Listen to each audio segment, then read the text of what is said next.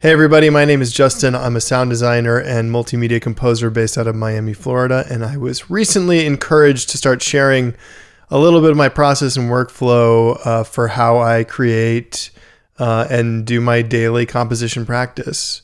So the topic I thought would be fun to start with is sampling of things for custom virtual instruments. There's all kinds of miraculous hidden things you can find once you grab a sample from a recording, throw it in a player, and start playing around with pitch and octave and those kinds of things. It's just infinitely inspiring, and it's something that easily adds a signature quality or a sound to your arsenal. Normally, if I'm creating much more intentional types of things, I will use very specialized microphones and very specific recording settings, and I'll explain a little bit why. Conventional recordings and conventional microphones are designed only to recreate what is in the audible spectrum for most people. And so that basically means anywhere from 20 hertz to roughly 20 kilohertz. So most professional microphones are designed to accurately represent just that range of frequencies. When you're doing extreme pitch manipulation, it's actually, in most cases, better to use very specialized microphones which capture what's called the ultrasonic region of the frequency spectrum, which is what we can't hear, sounds that are much higher in nature. Because what happens is when you start to slow those sounds down in post-processing, all that information is retained and suddenly becomes audible. So if you've ever done this before, you know if you just take a generic recording you make with any old microphone like the one I'm using here, and you try to pitch it down a couple octaves, you'll start to lose fidelity in the high range of the sound, which makes it sound less live, kind of muffled. Can be a nice effect, but usually it's better to have more information than not. The other aspect of this, which is really important to keep in mind, is the sampling rate that you're using when recording. So the material we're going to look at today from an orchestra concert performance was recorded in 96 kilohertz, which is actually really good, high resolution recording. When I'm doing this on my own for sampling purposes, I usually will default to 192 kilohertz as my sampling rate. That's also a very intentional choice. If you are in audio production, you know this idea of the Nyquist sampling theorem, which basically says the highest frequency you want to be able to recreate in your recording, you need to double that in the number of samples you're collecting every second. So since we're trying to capture things above that 20 kilohertz region, we need to be recording at a sampling rate that will accommodate that. So if you're recording at 192 kilohertz, that means, assuming you're using an ultrasonic microphone, you can capture up to and including roughly 90 kilohertz of naturally occurring sound. So really high information that once you start to pitch things down reveals itself, which can either be a good or a bad thing. The piece that we're going to look at today is a piece by Arnold Schoenberg, which, if you're familiar with his stuff, is often very hard to listen to. When I sit down to do this kind of work, I'm usually looking for two specific types of things. One would be gestures. So anytime an instrument or groups of instruments does a short melodic or musical figure or gesture that can be stretched, repurposed, looped, those are often good for sampling purposes. And then the other thing are effects, which can often be turned into textures or ambient sounds through the use of things like granular synthesis, etc. So why don't we just take a quick listen to the general ambiance of this piece to get an idea of what we're working with.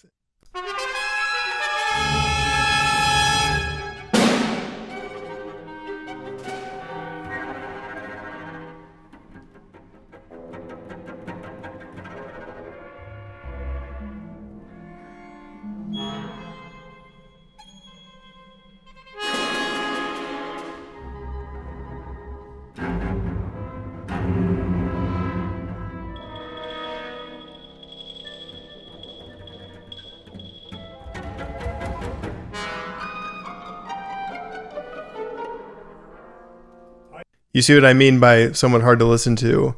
But even in that 43 seconds that we just reviewed, there's a ton of material potentially to pull from. So let's take a look at that in more detail. So here, right now, what we're hearing is the Decca tree, which is the main stereo capture that was used to record the piece.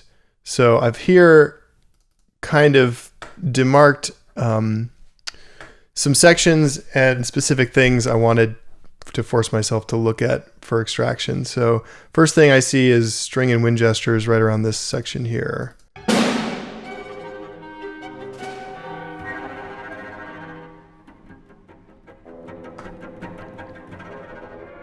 Yeah, so those tremolos in the, I think it's a cello, sound really, really interesting. Could be cool to loop on top of itself. So thank you, first of all, to Roberto Toledo, who's the main audio engineer at New World, for providing this material. Or when I first opened this session, I had something like 60 different microphone channels to utilize and to dig into. So great to have this kind of granularity for such a big orchestral recording. So knowing that I'm looking for something in the cellos, I'm going to go straight to that as the source to check out first. So let's listen to that in isolation.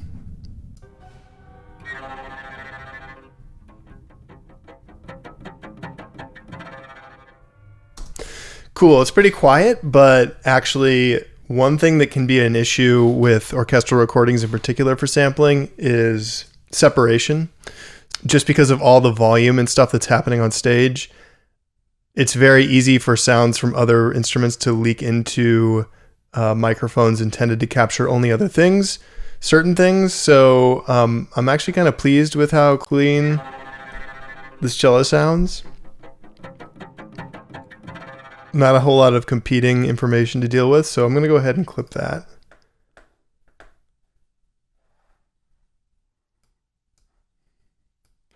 I'm also going to center it so I'm not dealing with any panning information.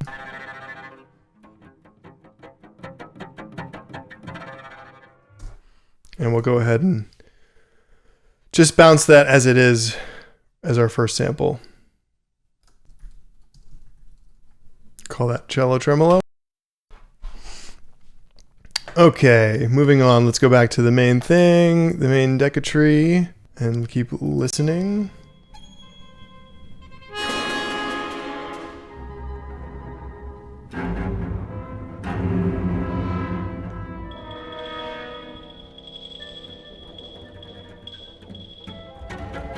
All right, right there's a really nice irregular rhythm that the xylophone is playing, so I want to see if we can isolate that.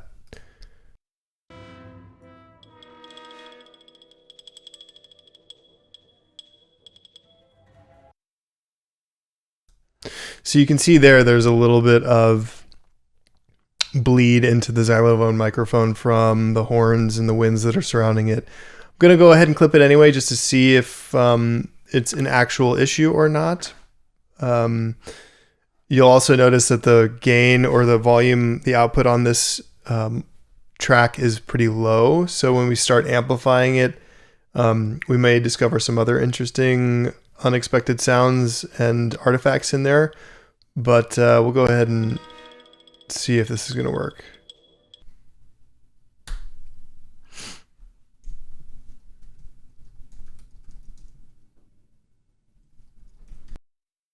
Back to listening.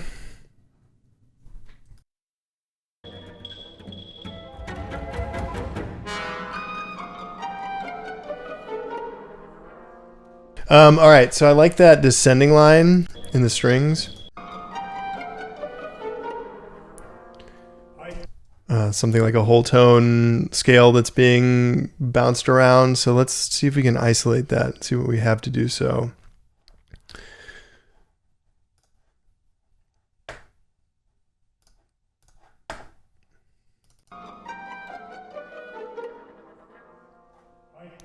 Little bit of bleed from the winds in that. Let's see if we have another option. So we got close mics for the strings.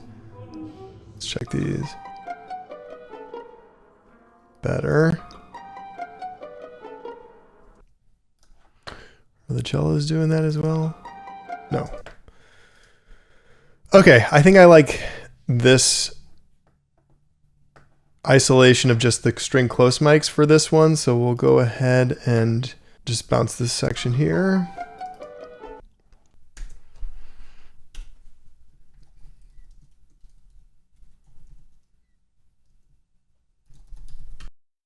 Jumping ahead to some other notes I made for myself.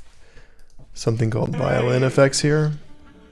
The old prayer they had neglected for so many years. All right, it sounds like we're going to go back to the close mics on the high strings. Sounds a little bit like they're playing some kind of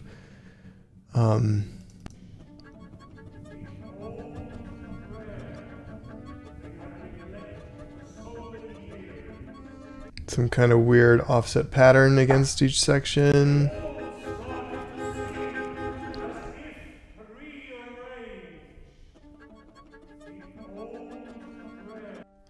Okay, I'm going to go ahead and bounce that whole segment. A lot of it is cluttered by the narrator's part,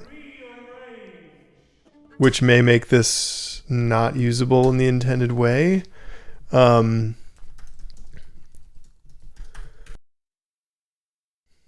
But we'll go ahead and check it out. All right, let's keep listening. I have something here labeled as wind gesture. But I have no... I think it's just that figure right there. All right, so that was definitely the winds. Let's start with...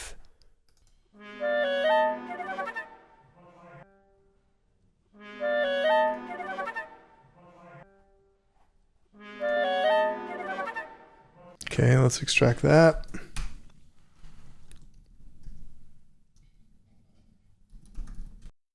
Let's check out this solo violin line.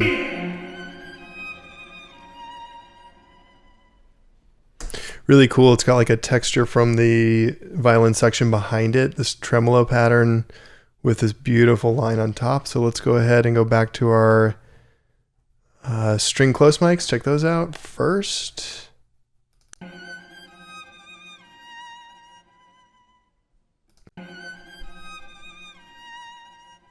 I think that's going to be the vibe.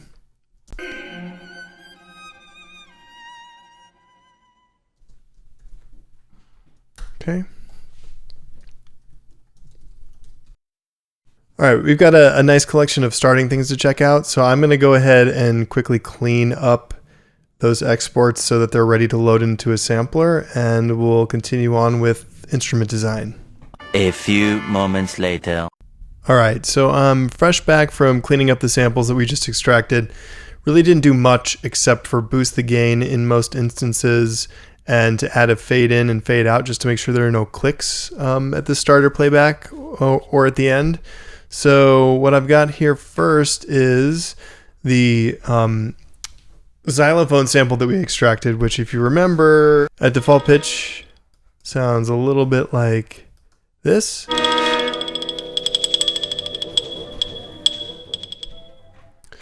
So cool little rhythmic pattern. Just as an initial experiment, let's just play it back an octave below.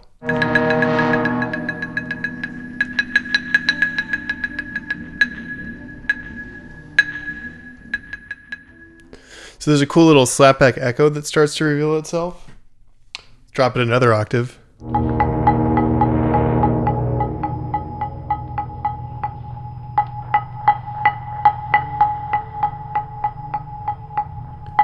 Now it's starting to sound like, I don't know, like we're in the belly of a ship or something and someone's tapping on the wall, almost like a sonar-like sound.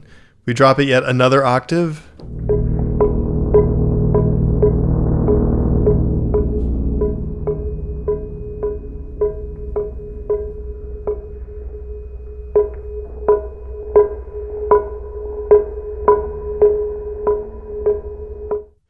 Just kind of this like haunting noise and irregular pulse thing, which could work in a variety of contexts. I mean, thinking specifically about like a horror context, but you can see just how many possibilities reveal themselves just by changing the pitch. Another thing that's really cool to try with something that's as rhythmic as this, if you play a dyad, so two notes at the same time that are within an octave of each other, you start to get these kind of polyrhythmic effects happening. So here's what it sounds like if I'm playing at the original pitch and then the second pitch is a fourth below.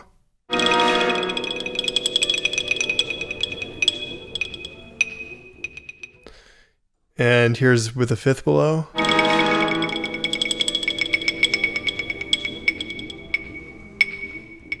So you can hear there's like these hidden grooves that start to reveal themselves if you start playing a couple pitches together.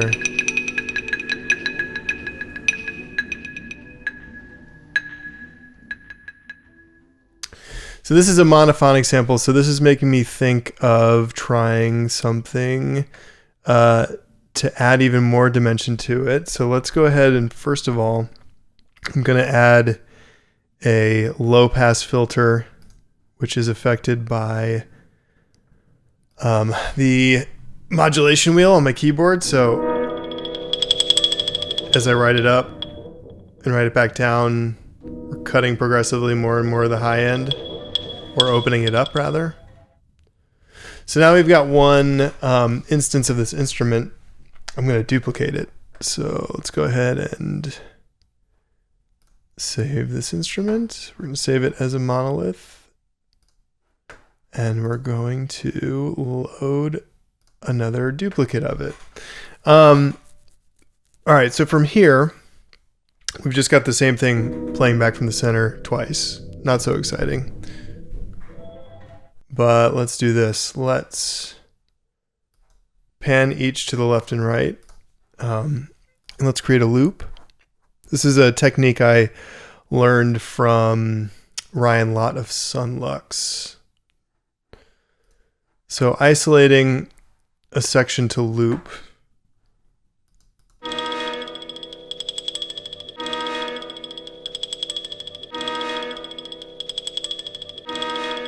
Okay, and let's grab our second instance and loop a slightly different section. All I'm doing in Kontakt is creating a loop and then offsetting it slightly. Crossfading so that the return of the loop isn't so apparent. And now we play these together.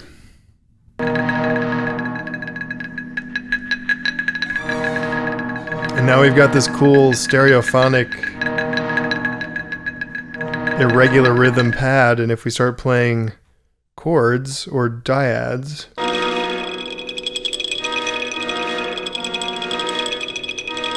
now we're in traffic.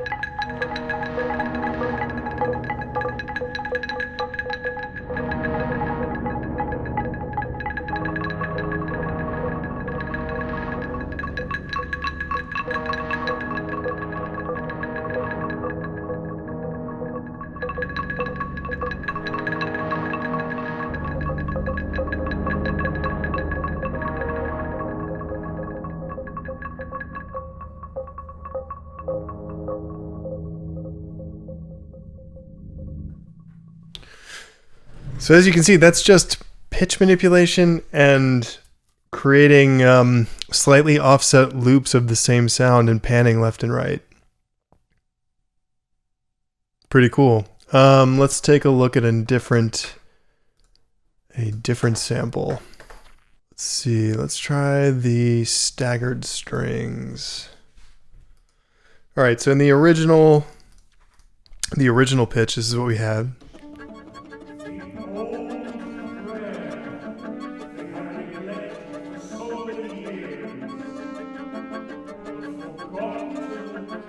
All right, so you can hear there our narrator's kind of stepping all over the sample. So let's try to find a section where he's no longer speaking. So maybe from here.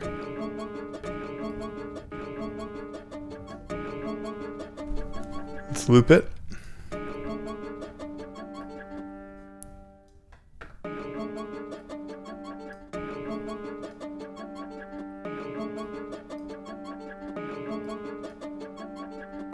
Add a crossfade so that we're not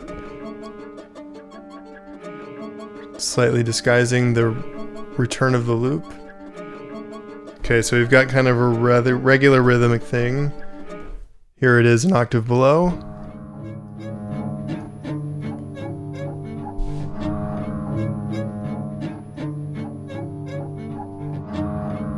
Starts to reveal how imperfect the playing is actually, which is weird. Here it is up a fifth. Here it is with a fifth below.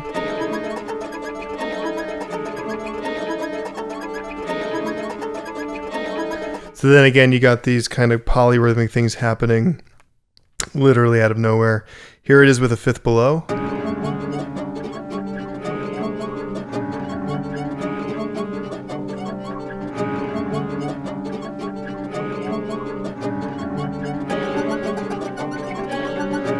All right, too much.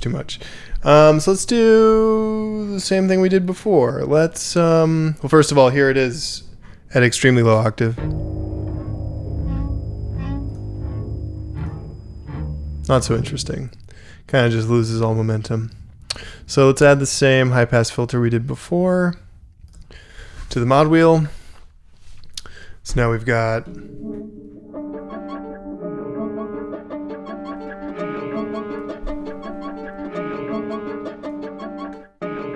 let's save that instrument as a monolith, so it's a standalone thing, can be moved wherever we need it. And now we've got two instances of the same thing. Not super exciting, but let's pan the first one left, the second one right. Let's adjust the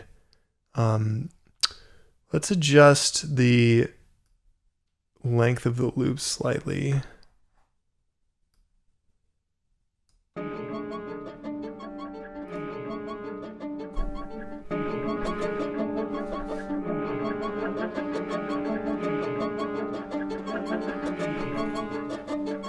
Okay, so now we've got offset loops, pan left and pan right, and so we've got this very wide stereo, staggered cello bounce figure. Actually, sorry, this is the violins.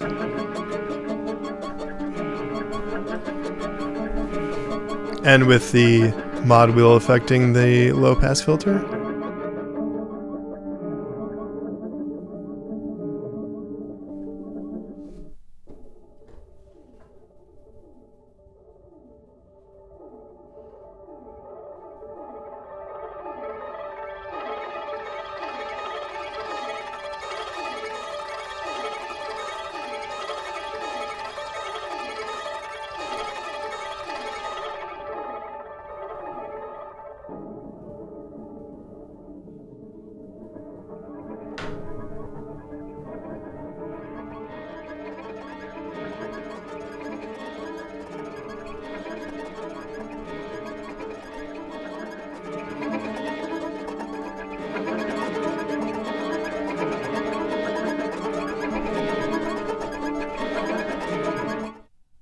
I actually prefer this one, I think, playing in a high register, almost like this this repeating percussive element, which if you keep the low pass on and slowly open it up, it just starts to feel like this like little subtle tapping in your eardrums. Pretty cool. So like something like this.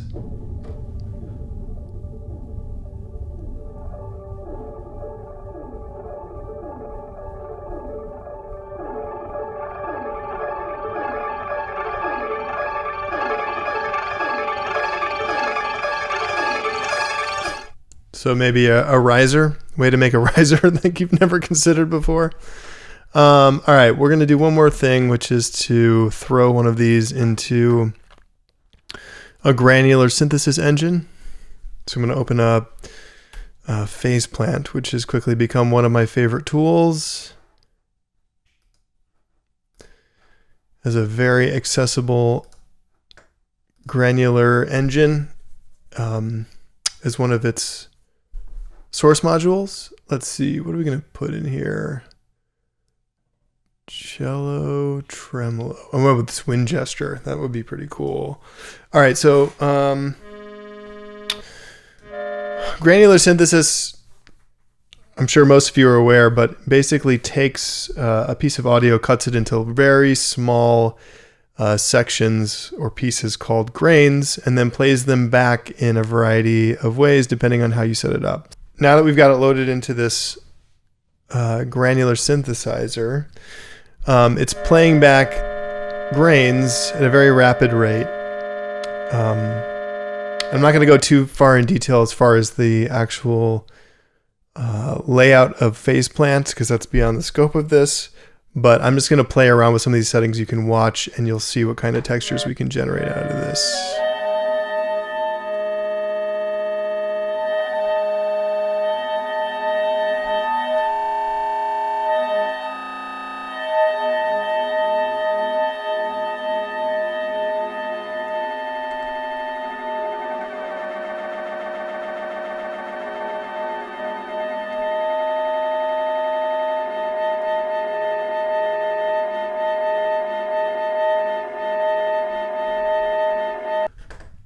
Nothing too complex going on, just a granular engine. We've got some amount of randomness in the starting position of each grain, some slight randomization of the amplitude of each grain. Same thing, 50%. We've got 50% randomness in terms of placement in the stereo field for each grain. And then 20%, 22% of the grains are playing in reverse as opposed to the balance, which are playing forward. Pretty short grain window, 65 milliseconds, and we've got just under 30 grains being generated at each moment. So that sounds like this.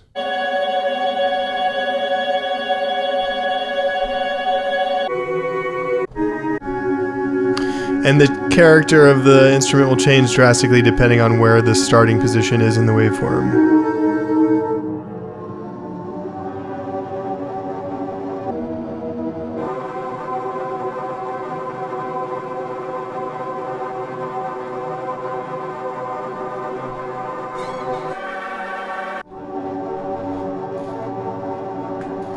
Add some convolution reverb and you've got something kind of interesting.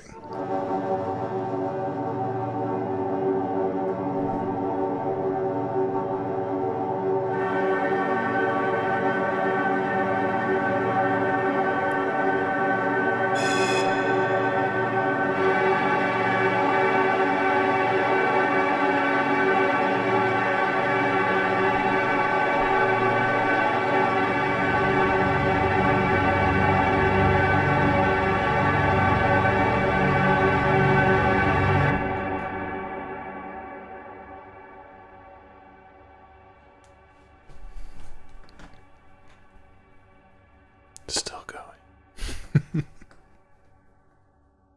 That's just a quick look into part of my sampling process, how I generate new instruments, come up with ideas.